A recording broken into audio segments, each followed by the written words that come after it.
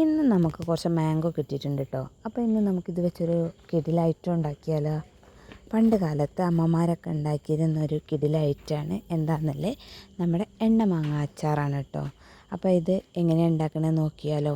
അപ്പോൾ അതിനായിട്ട് ആദ്യം നമ്മൾ മാംഗോ കഴുകി തുടച്ച് വൃത്തിയാക്കിയതിന് ശേഷം വെള്ളത്തിൻ്റെ അംശമൊന്നും ഇല്ലയെന്ന് ഉറപ്പ് വരുത്തണേ. അത് നീളത്തിൽ കട്ട് ചെയ്ത് മാറ്റി വയ്ക്കാം. ഇനി നമ്മളൊരു ഇരുമ്പിൻ്റെ ചീനച്ചട്ടിയാണ് കേട്ടോ ഇവിടെ എടുക്കുന്നത്. അത് അടുപ്പത്തേക്ക് വെച്ച് ചൂടാക്കിയെടുക്കാം.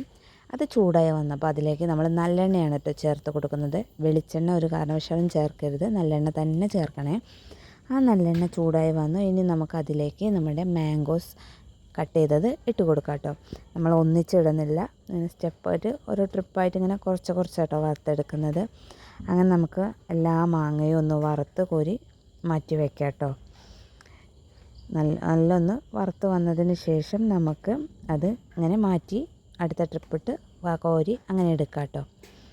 ഇനി മാങ്ങ വറുത്ത് കഴിഞ്ഞതിന് ശേഷം നമ്മൾ അതിലേക്കൊരു 10-12 ചുവന്ന മുളകാണ് കേട്ടോ ചേർത്ത് കൊടുക്കുന്നത്.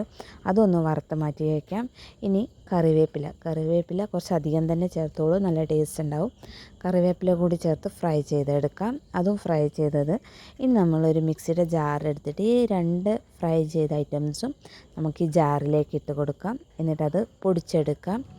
ഇനി നമ്മൾ എണ്ണയൊക്കെ മാറ്റിയ അതേ ചീനച്ചട്ടിയിൽ തന്നെ വറുത്ത് വെച്ച ആ മിക്സ് മുളക് പൊടി, മഞ്ഞൾപ്പൊടി, ഉലുവ പൊടിച്ചത്, കടുക് പൊടിച്ചത് ചേർത്ത് നല്ലോണം ഒന്ന് മിക്സ് ചെയ്ത് അതിൻ്റെ ആ ഒരു ഇതൊക്കെ ഒന്ന് മാറണ വരെ ഒന്ന് വറുത്തെടുക്കാം കേട്ടോ. ഇനി നമ്മൾ അതിലേക്ക് കായപ്പൊടിയാണ് കേട്ടോ ചേർക്കുന്നത്. നമ്മൾ കടയിൽ നിന്ന് മേടിച്ച കായപ്പൊടിയാണ് ചേർക്കുന്നത്. അതും കൂടി ചേർത്ത് നല്ലോണം ഒന്ന് മിക്സ് ചെയ്ത് വറുത്തെടുക്കാം. നമ്മളിതുവരെ ഉപ്പൊന്നും ചേർത്തിട്ടില്ല, മാങ്ങ വറുത്തപ്പോൾ ഉപ്പ് ചേർത്തിട്ടില്ല. അപ്പോൾ ഈ സമയം നമുക്ക് ഉപ്പ് ചേർത്ത് കൊടുക്കാം. അതേപോലെ വറുത്ത് വെച്ച മാങ്ങയും ചേർത്ത് നല്ലോണം ഒന്ന് മിക്സ് ചെയ്തെടുക്കാം. ഇനി അതിലേക്ക് നമ്മൾ നേരത്തെ മാറ്റി വെച്ച നല്ലെണ്ണ കുറച്ച് ഒഴിച്ച് നല്ലോണം ഒന്ന് മിക്സ് ചെയ്തെടുക്കാം. ഇത് ഒഴിക്കുമ്പോഴേ നമ്മൾ ആ മാങ്ങ സോഫ്റ്റായിട്ട് വരുള്ളൂ. ഇനി നമുക്ക് ഇത് മിക്സ് ചെയ്ത് ചൂടാറിയതിന് ശേഷം ചില്ല് പാത്രത്തിൽ സൂക്ഷിക്കാം.